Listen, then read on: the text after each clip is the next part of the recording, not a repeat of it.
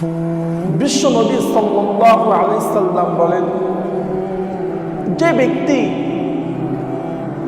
প্রত্যেক সপ্তাহে শুক্রবার জুমার নামাজের আগে সূরা কাহাফ তেলাওয়াত করবে, আল্লাহ রাব্বুল আলামিন ওই ব্যক্তিকে 3টা ফজিলত এবং মর্যাদা দান করবে। বলো সুবহানাল্লাহ। আল্লাহ নবী বিশ্ব নবী সাল্লাল্লাহু আলাইহি সাল্লাম বলেন, তার ভিতরে 1 নম্বর হলো ওই ব্যক্তির পাপ তলা থেকে অর্থাৎ জমিন থেকে আসমান পর্যন্ত আল্লাহ রাব্বুল আলামিন ওই ব্যক্তির নূর এবং আলোকিত করে দিবে। বলো সুবহানাল্লাহ।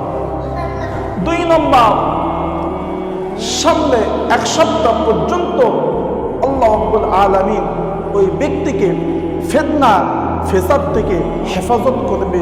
বলো সুবহানাল্লাহ।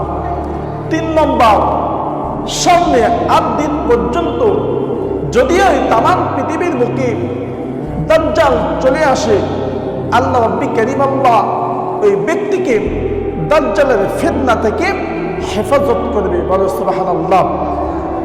যদি আপনার হিম্মত থাকে, যদি আপনার ভালো লাগে, তাহলে আমরা সকলে এই আমল করবো ইনশাআল্লাহ।